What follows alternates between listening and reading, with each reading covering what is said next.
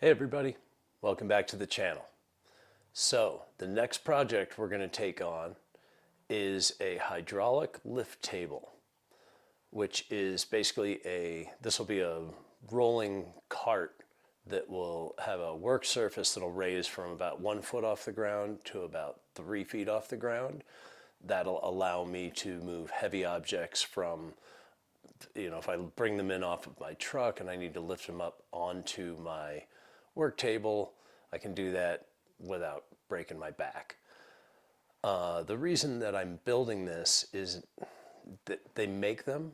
There are a bunch of options available. They range from a few $100s to a few $1,000, basically depending on the quality and the capacity, the amount of weight. Some of them will lift 2,500 pounds, some of them will lift 200 pounds. I'm hoping this thing is going to lift something around 400 or 500 pounds. I am not an engineer. I'm doing this mostly by feel.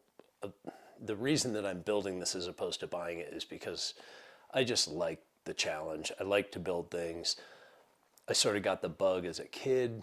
I've always been interested in this, and then I spent a lot of time with my dad as a kid, oddly enough, moving giant chunks of granite around to help maintain our property. And we used pulleys and levers and just whatever we had available. And it's the kind of project, this is the kind of project that would really tickle my dad and I think would really make my mom roll her eyes because she would think that it was sort of silly to be spending all this time on it.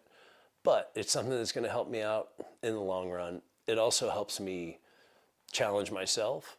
It helps me problem solve, work on my welding skills and my design skills, and I did some SketchUp drawings, so it helps with those skills. It gives me more practice on the program. So that's sort of why I do it. And originally I wanted to put more of it together to present to you, but I realized you should probably see the struggles I'm having getting started because there's a lot to this. There's a lot of leverage, there are safety issues, and I'm working with parts that I have as much as I can. So it's sort of defining the parameters that I have, the cart that I have to work with, the jack that I have to work with, the materials that I have, and trying to figure out how to incorporate all of those and come up with something that's really functional, that hopefully looks nice at the end. And I think what I'll start with is going through the drawings that I did on SketchUp. That'll give you an idea of what we're looking at. Then we'll come back to the shop and look at two-dimensional drawings, and I'm doing sort of a mock-up so that I can play with the positioning of the jack, the leverage that it's going to take to lift, and work with the parts that I have and sort of see what that provides me in terms of boundaries for my design. So let's go take a look at the SketchUp drawings and we'll get a basic idea of where we're headed. So this shows the lift table in the lowered position. Don't pay any attention to the arrow. The gray area and everything above is the frame I'm building now. The white area at the bottom just represents the cart that I already have. And you can see the blue arms are the square tubing, the white ones are the flats that will hold the rollers. There'll be that roller at the top hold up the table, and the rollers on the bottom will run across the lower runners. And the overall height of this is about 1 foot tall before it's been raised. Now you can see the table in the upright position. The jack is extended, and you can see there's a bracket that makes the jack a little bit longer. That's going to have a pivot point. You can see the rollers at the bottom of the blue arms. That's going to roll across the bottom of the frame and provide the lift. And then there'll be pivot points at the other end to keep that end of the arms fixed while it's going up and down. Okay, so what we have here is a two-dimensional drawing of the cart that I showed you earlier. This would be the cart from here to here. These represent the wheels. So basically the cart is 7 inches tall from the floor to the top of the cart. The base of this is going to be It's going to be made out of this 3x3 steel. I'm going to have rollers that are going to have to roll on this steel that will be attached to the arm. I got the rollers. I got these casters. Just remove the rollers, and these will go in the end of the arm.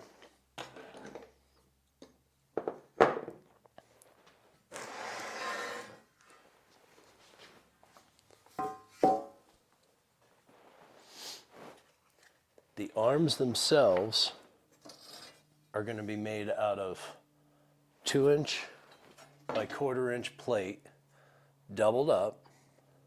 The one like that.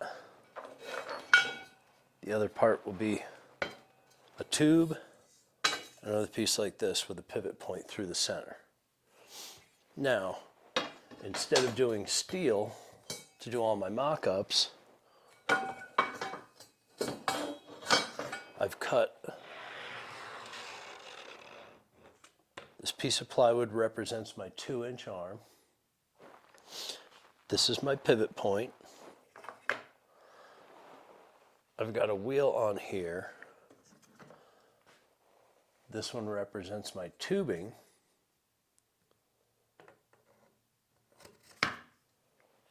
That'll pivot there. And the idea is, oops, went the wrong way. The idea is that when it's compressed, it will sit there. And then as you push with the jack, it will bring this wheel in along here, and it'll raise the top. Now I can only come in so far, because otherwise the top is going to want to, there's going to be more weight on the outside of the top, and this will go past center. So I'm stopping this at a point where this wheel is farther from this end than it is from this end. At this point, I can get 37 inches from the ground to the top. That's enough to get things onto my table. And that's my mechanism. Now, I don't really need this on here right now because I'm going to take a jack and place it somewhere in here so that when you push on it, it pushes this up. This would be my top position right here. And this line is my low position. That's as low as this can get because the two wheels hit. And this is where I'm defining some of the parameters that I have to work within. I can't have this arm be any longer because it won't fit in my frame. This is the jack that I have. This jack, when I raise and lower it, will change 5 inches. 5 inches means I have to make the difference between here and here essentially can only be 5 inches if I'm pushing with just one pivot point. Or I'm sorry, one pivot point for the jack, one pivot point for the arm. For ease, I've made this. This is the jack when it's all the way down. This is the jack when it's all the way up. So if I'm placing this jack somewhere in here to push up, if I try to push out here, that's the easiest place to push. It takes the least amount of effort, but that's much more than 5 inches. So the jack can't move enough to push out here. So what I have to find is a difference of 5 inches from here to here, measured from here. So if I have a pivot point for the jack, and through trial and error, I have come up with this location that if I were to put the jack here, and I'm going to have a rod or something connecting that it's pushing against, but if I have the jack position here, and the jack, the center of the jack is aimed at this pivot point, which is that's within the cart.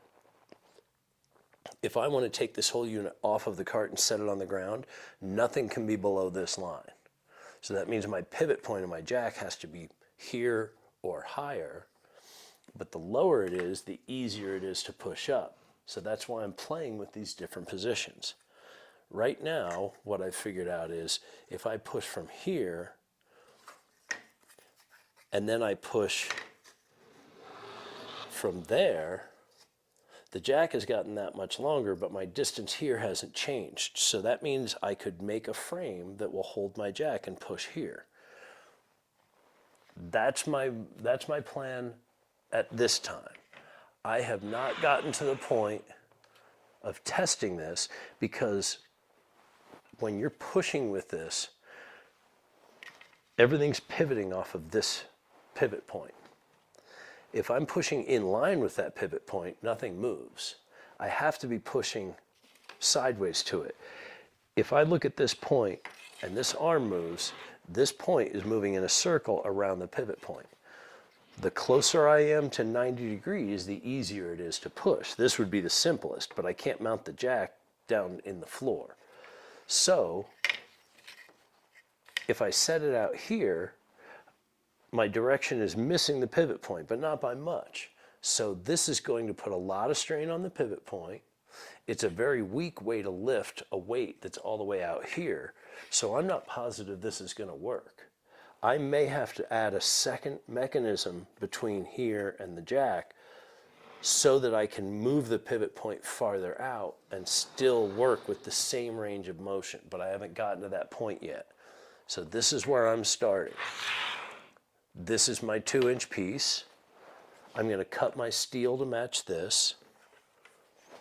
I know the length that I need to make a base extension that we saw in the drawings to mount the jack, and I'm going to put this frame together, cut my parts, assemble the base, which I know is pretty much going to be a fixed size, and then I can start playing with this mechanism. Sorry, I keep doing that backwards, but then I can start playing with this to see what it's going to take to put enough pressure to move this and see if the physics actually works. I'm a little skeptical about this because this point seems very low on the arm. In the ones that I've looked at photos of, it looks like the pivot point is closer to the center, which is going to increase the leverage. But without knowing what that secondary mechanism is, I'm only guessing at this point. So this is trial and error. And when I put it together, I will probably tack my parts together so that I can do a test. And then once I have a test and know that I like it, I can go back and weld the parts and do my finishing. But this is my starting point. I know the size of these parts, so I can start milling them. I've already started cutting some. And then I have to work out some different issues, like these pivot points. They can only take so much weight. And if I'm putting too much weight on this, I may need a bigger bolt here. I may have some pivot points where the jack goes to push on, say, a rod like this. I may need to have some bushings and a sleeve so that something can pivot and allow this to turn against the jack. I have to figure out a base plate that's going to go on here that extends, that's going to go to this pivot point so it can hold the jack, and that's got to be stout. I have to mount the pivot point on here, so there's quite a bit of work to be done on this. But this is the starting point. This is how I've laid everything out so far. Cutting plywood, that's a cheap, faster way to do a lot of this figuring and get a feel for what you're working on. If you can make some kind of a jig, if you can make something to test things that's not out of the steel, because the steel's harder to cut. So that's where I've gotten to so far. I hope you enjoyed the video, and I'll get back to you when I get some more parts cut and there's some more to look at on this. Take care.